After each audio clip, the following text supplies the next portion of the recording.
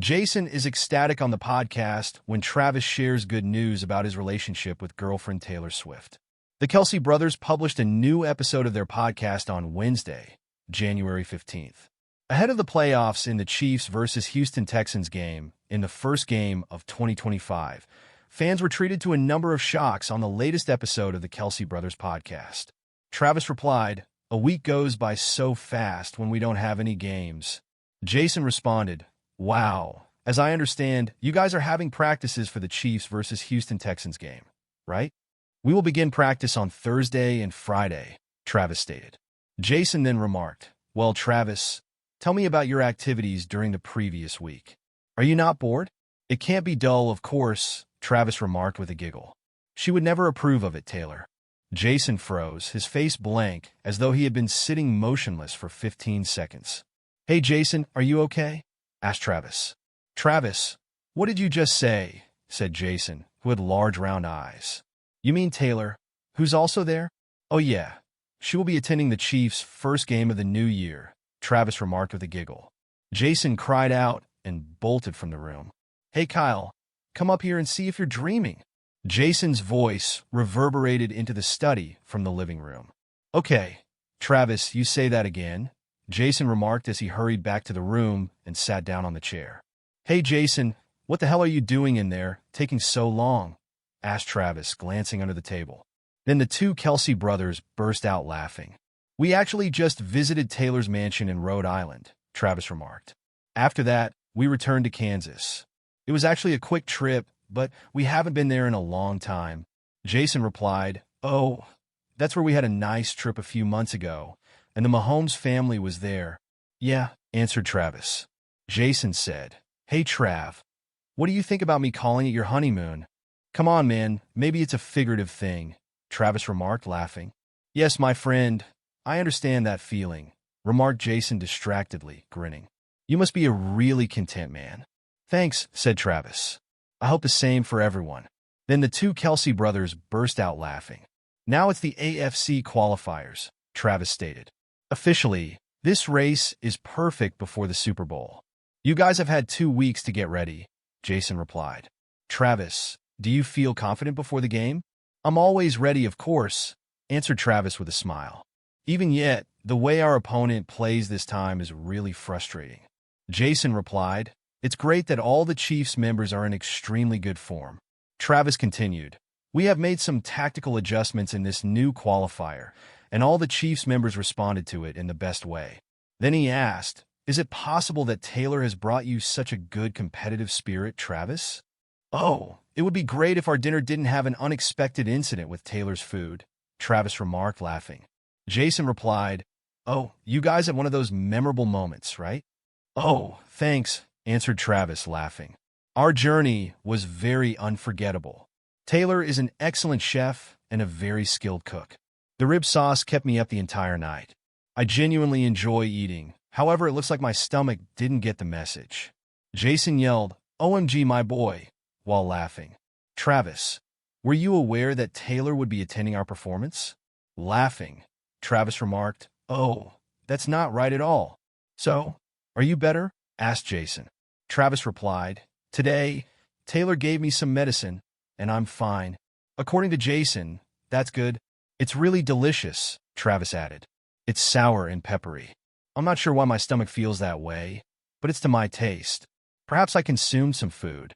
"Oh, there are many reasons," Jason responded. "In any case, we are not physicians." Then the two Kelce brothers burst out laughing. With his frank comments regarding teammate Travis Kelce, quarterback Patrick Mahomes has sparked discussion as the Kansas City Chiefs get ready for their crucial NFL divisional round matchup against the Houston Texans. With a 15-2 regular season record, the greatest in the team's history, the Chiefs secured the top seed in the AFC and are now celebrating. Mahomes was quick to emphasize Kelce's impact on the squad at a media appearance earlier this week, calling the standout tight end someone who has the heart of a champion. In addition to acknowledging Kelce's leadership, the remark also reflected the toughness and resolve he brings to the locker room. According to Mahomes, "I think it just inspired the team. He kind of has a champion's heart. It motivates everyone to rise up when your leaders and Hall of Fame men are risking everything." Fans had a lot to say after the Chiefs quickly shared Mahomes' laudatory remarks on social media. Some questioned if Kelce's accomplishments this season have been as significant as Mahomes suggested, while others applauded the quarterback's comments. Being a key member of the Chiefs since 2017, Kelce and Mahomes have developed an unmatched bond. By shattering records and winning 3 Super Bowls, the pair has completely changed the relationship between the quarterback and tight end. With 16 postseason touchdown connections, the combination holds the NFL record for most postseason touchdown connections. Their postseason performance has been particularly impressive. Mahomes' remarks serve as a reminder of the leadership and heritage propelling the Chiefs forward, especially as the team approaches another possible title run. It's unclear if Kelce's heart of a champion will result in another Super Bowl triumph, but one thing is for sure. Kansas City will be the center of attention this weekend. The quarterback for the Kansas City Chiefs, who on January 12th had his 3rd child, a girl called Golden Ray Mahomes, with wife Brittany Mahomes, talked about how he expects teammate Travis to improve as the NFL playoffs get underway. The greats, they step up in the playoffs, and it's just higher intensity, Patrick said at a news conference to media on January 14th. The best players and the best leaders step up and make the best plays, and he's done that, so I expect the same from him going into this playoffs. The tight end's contagious drive for achievement was also praised by the Super Bowl MVP, who assisted in leading the Chiefs to victory in the previous year's championship. I think his mentality that he steps on the football field with at practice and on game days resonates with the entire team and gets everybody to play their best football, said Patrick, and that's what it takes in order to win championships. In a December New Heights podcast, the 35-year-old said to his brother Jason Kelce, "Right now, for whatever reason, this year I just can't find my way in the end zone. I simply don't agree with Pat. It can get annoying. Yes, it can definitely become ing irritating." Jason, who has children Wyatt, 5, Elliot, 3, and Bennett, 22 months, with pregnant wife Kylie Kelce, tried his best to reassure the football player who was unhappy with his on-field performance. He said to his younger brother, "I know you hold yourself to a really high standard. I think you're being a little hard on yourself." However, Travis is more than just a perfectionist. Discover some surprising facts about the Chiefs tight end by reading on.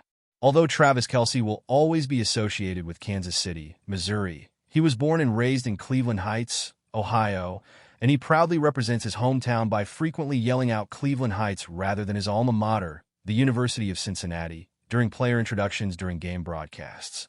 Some fellow alumni have been annoyed by this tendency, as you might expect. But that's not because he doesn't value his time at the University of Cincinnati, according to Travis, who said, "I cherish it dearly." Travis explained why his city holds such a special place in his heart when he and his older brother Jason were inducted into the Cleveland Heights High School Hall of Fame in 2019. "However, I had a difficult period while I was in Cincinnati. It was difficult. My scholarship was taken away from me. I made a lot of stupid mistakes. Many people in this room probably know someone from the Heights who has committed numerous stupid acts. To all of my pals, I was that person." He went on to say, "The Heights were special to everyone up here, not just to me. This place's diversity makes me feel something. I do everything I do for this city. It may sound cliche, but I can assure you that every single thing I do is Cleveland Heights for you, especially when you see me dancing in the end zone." Travis failed a marijuana test prior to the 2010 Sugar Bowl after having too much of a party on New Year's Eve in New Orleans, following the Bearcats' perfect 2009 season, which included a Big East championship.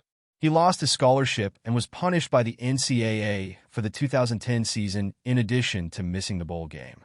He moved in with Jason, physically sharing his brother's room in the house Jason shared with other teammates, after he ran out of space and board. Travis accepted a job as a telemarketing to earn money, which involved asking people who answered the phone what they thought of the Affordable Care Act.